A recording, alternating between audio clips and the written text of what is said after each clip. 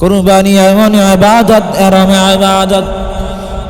কুরবানি শুধু আমাদের নবীর জামানার ইবাদত না, কুরবানি এমন ইবাদত যে ইবাদত আদম নবী আলাইহিস সালাতু ওয়াস সালামের জামানা থেকে শুরু হয়েছে।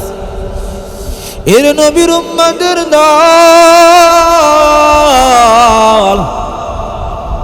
আদম নবী আলাইহিস সালাতু ওয়াস সালামের জামানায় কুরবানি কবুল হয় কি হয় না, এই পদ্ধতি ছিল কি ওই আদম নবী আলাইহিস সালাতু ওয়াস সালামের জামানা থেকে শুরু আমাদের নবীর জামানার আগ পর্যন্ত কুরবানি কবুল হয় কি হয় না এইটার বিধান ছিল।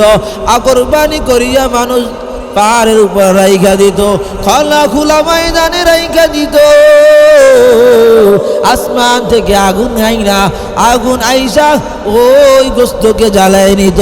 এটা প্রমাণ তো কুরবানি কবুল হয়েছে কি হয় নাই। অন্য কোন নবীর উম্মত কুরবানির গোস্ত খাওয়ার বিধান ছিল না। আল্লাহ তাআলা বনি আদমের বৈশিষ্ট্য দিছে, ওর নবীর উম্মতের দল কুরবানি খাওয়ার গোস্ত খাওয়ার বিধান দিছে। অন্য নবীর উম্মতে কুরবানির গোস্ত খাইতে পারতো না, গোস্ত খাওয়ার কোনো বিধান ছিল না। আল্লাহ তো শুধু তাকওয়া চায়, আল্লাহর কাছে শুধু তাকওয়াই ফিরো। আল্লাহ জানে দেয় লাইয়ানালাল্লাহু লুহুমুহা ওয়ালা দিমাউহা ওয়ালাকিন ইয়ানালুহু তাকওয়া মিনকুম। আল্লাহ জানে দেয় ও দুনিয়ার মানুষ, কুরবানি করবা, আমি আল্লাহ গোস্ত চাই না, রক্ত চাই না, আমি আল্লাহর কাছে শুধু চাই কার তাকওয়া যত বেশি, কার তাকওয়া কত ভালো। যার তাকওয়া ভালো তার কুরবানি আল্লাহর কাছে কবুল হয়ে যাবে। যার তাকওয়া ভালো না ওর কুরবানি কবুল হবে না। যদি তাকওয়ার মেহনত ইখলাসের সাথে যদি আল্লাহর জন্য কুরবানি করতে পারো, দুনিয়ার মধ্যে তুমি গোশত খাইবা, পশু জবাই করার মাত্র রক্ত জমিনে বোঝার আগে আল্লাহ তোমার আমার কুরবানির পশুর প্রত্যেকটা বছরের বিনিময় একটা একটা নেকি দান করে দিবেন। ইখলাস কি আমাল ये जन्नत की हमरा, इखलास की आमाल ये जन्नत की हमरा, फरहेज की मकासद को जो तक़वा से हासिल मान, फरहेज की मकासद को जो तक़वा से हासिल मान, बेगैर जो आमाल हो इखलास व तक़वा, बर्बाद तेरे जिंदगी होश नजर मान, बर्बाद तेरे जिंदगी होश नजर मान। কুরবানি এমন এক ইবাদত যার মধ্যে শুধু ইখলাসের সম্পর্ক, যার মধ্যে আল্লাহর সন্তুষ্টির সম্পর্ক,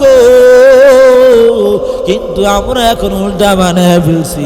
এর মুমিন উম্মতের দল তাকওয়াটাকে একটু গোছায় নাও। যদি তোমার আমার তাকওয়া ভালো হয়ে যায় আল্লাহর কাছে তোমার আমার কুরবানি কবুল হয়ে যাবে। ওই কুরবানির ইতিহাসের দিকে তাকাও। নবী ইব্রাহিম আলাইহিস সালামকে আল্লাহ স্বপ্নে দেখাইলে তোমার সন্তানকে কুরবানি করতে হবে। নবী আমার ইব্রাহিম আলাইহিস সালাতু ওয়াস সালাম আল্লাহর এত প্যারা বান্দা ছিলেন। ওই নবী আল্লাহ জবাই করতে বলছে সন্তানকে, নবী বড় পাগল। আহা, ওই সময় সন্তানের বয়স 14 বছর হইল। ওই সময় আল্লাহর বিধান, আল্লাহর হুকুম চলে আসছে, কুরবানি করতে হবে। আল্লাহ তাআলা জানে দেয় ইয়া আবাতি ফাল মা তুমার সাতাজিদুনি ইনশাআল্লাহু মিনাস সাবিরিন।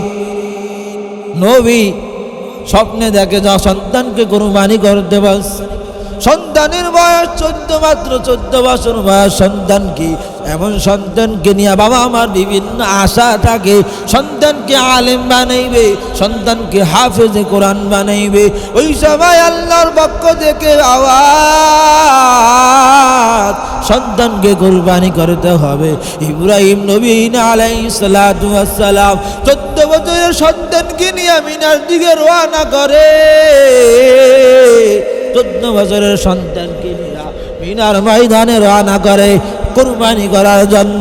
একটা ছুরি আর একটা রশি নিলেন, নিয়ে রওনা করে দিলেন।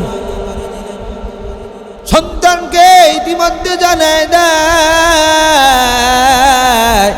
ওরে সন্তান আমার, ইন্নী আরা ফিল মানাম আন্নী আযবাহুকা ফানজুর মাযা তারা। এর সন্তান, আল্লাহর পক্ষ থেকে ওয়াদা হয়ে গেছে, তোমাকে কুরবানি করতে হবে।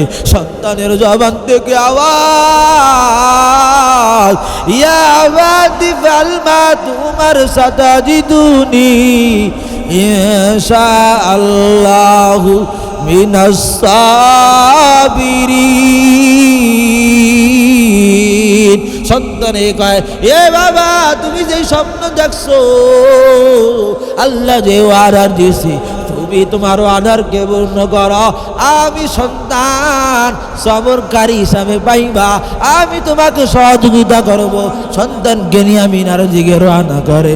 মিনার দিকে রওনা করার পর ইব্রাহিম নবী আলাইহিস সালাতু ওয়াস সালাম সামনে সামনে হাঁটতেছে, সন্তান পিছনে পিছনে হাঁটে। শয়তান সন্তানকে পিছে থেকে ধোঁকা দেয়, এরে নির্বোধ শয়তান, তোর তো জবাই করে ফেলবে। তুই যদি জাহান বাঁচাইতে চাস, তোর যদি রূহ বাঁচাইতে চাস, তাইলে তুই পিছন থেকে বালা জইরা যা। সন্তানের আওয়াজ, আমি আল্লাহর রাস্তায় কুরবানি হইব, এটা তো ভালো কাজ। তুমি কে?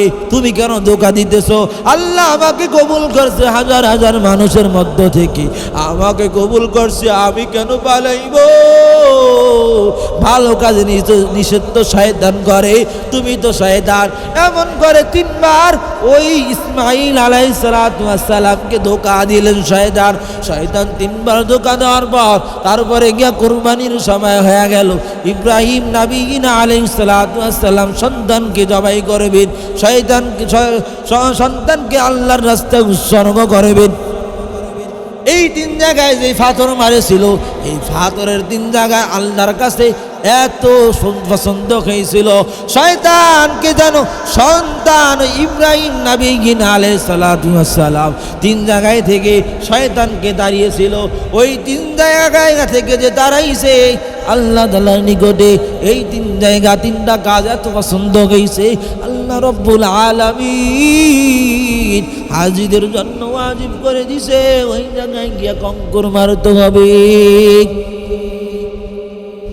ওরে নবীর উম্মতের দল, সন্তানকে জবাই করার জন্য, কুরবানি করার জন্য সোয়াইলেন।